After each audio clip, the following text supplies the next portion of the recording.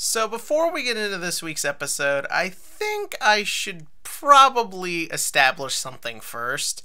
And this might put me in bad faith with the Mob Psycho 100 fan base, but I think it's probably best to put this out in the open now. And that is that a big part of the reason I dropped this show like 2 years ago when I first watched the pilot was actually because of Reigen. Yeah, I know, a lot of people love him, and he's become this king of anime memes and all this good stuff, and that's great. If you like him, that's fine, but I couldn't get into this guy. I felt like he just seemed like the typical loudmouth buffoon who gets himself into trouble and haphazardly get himself out. I thought it was going to be, yeah, he manipulates Mob, but ultimately it's going to turn out he really cares about him, and that he's ultimately just a pathetic dimwit. I thought that was where it was going, and honestly, after seeing the first episode kind of be based around how the world shits on Mob, and then just see him get manipulated by this a-hole, I kind of just like, I'm not in the mood for something like this. Then when I picked the show back up, part of the reason I was able to ease back into it was because I caught on to two things very quickly.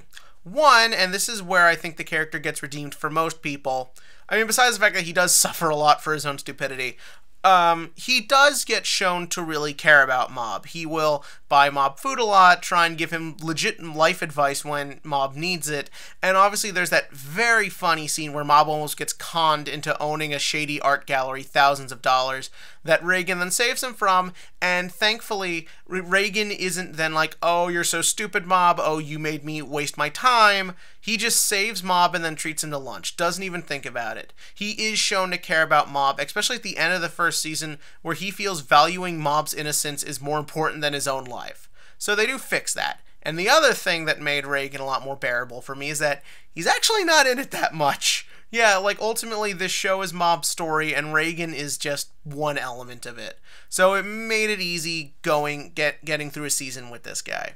Now, where this episode of Season 2 kind of gets interesting is that it actually made me interested in Reigen. Yeah, up until now, the show isn't really that interested in Reigen. It is really about Mob. But this episode, he was the focus, and they actually pulled it off very well.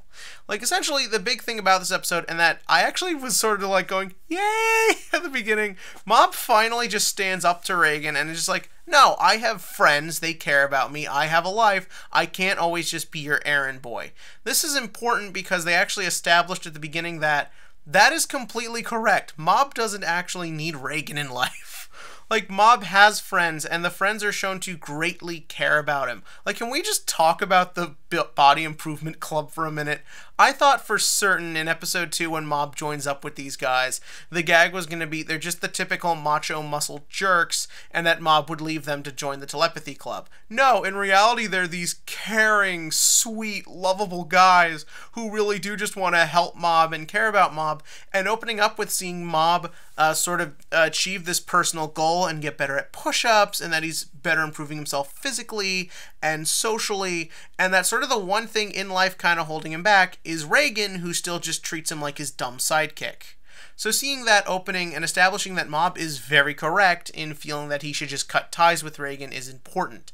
The next thing that happens, of course, is Mob stands up to Reigen, and I like that Mob isn't mad. Mob doesn't use his powers, Mob doesn't have an outburst. It's not the typical everyone just yells at each other. It's a very calm, very standard scene.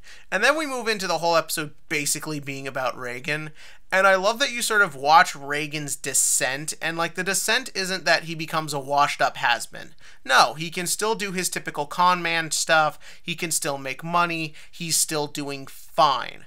But then we get the scene with him with the computer, and what's so great about that scene is there is no humor, there is no music, there is no weird animation. It's just a guy looking online and just sort of realizing how lonely he is. That his own mom has to send him an email just like, come on, get a better job, you know you can do it. Like, you just get a sense that this guy actually really does have nothing but Mob in his life, and it's like, it is partially his own fault, but you still kind of feel sorry for him. Like, you see him just kind of going around just feeling like something's missing. And I like that the show respects your ability to figure that out for yourself, because you could also just interpret this as just another day in the life. I also like that in Mob's montage, they don't do the thing where he realizes that he also needs Reigen. He really doesn't. You see him, he's hanging out with Ritsu more, he's hanging out with the other friends more.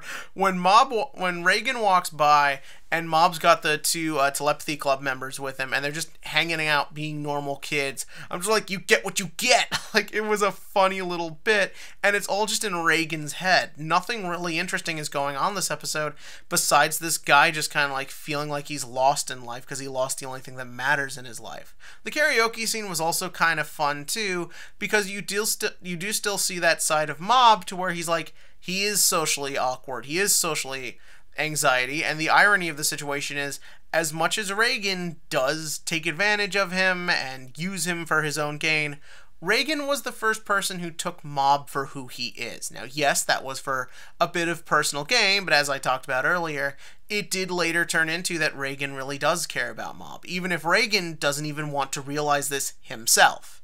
So then we get the next little bit, which is pretty funny, and I wasn't expecting it to be. I love how in Season 2, a lot more episodes, we don't really know where they're going. Like, a lot of them, like the episode where Mob had to deal with the Ghost family, that one started out mostly just goofy, and Mob just getting into some awkward slice-of-life situations and needing his friends to help him out. And even in the first episode with the girl, you think that, oh, the girl's just going to manipulate him, and Mob's just going to realize what he wants, but no, in the end, it's this beautiful scene.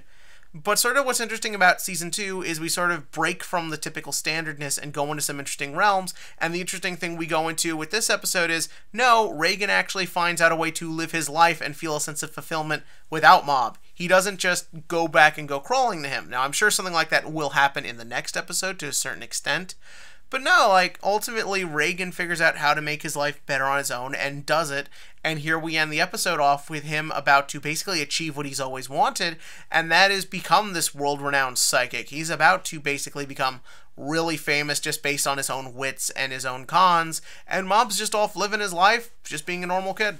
So, yeah. Well, that's what kind of makes this interesting, is that I don't really know where we're going to go into this, and I'm fascinated, and I can't wait for next week's Mob Psycho 100. But in the comment section below, give me your thoughts on this episode, and what you think about the way loneliness is represented here. Because at the beginning there, where Mob wants to hang out with friends, but he also wants to give his obligation to Reigen, I actually kind of felt for that. Like, I know what that's like.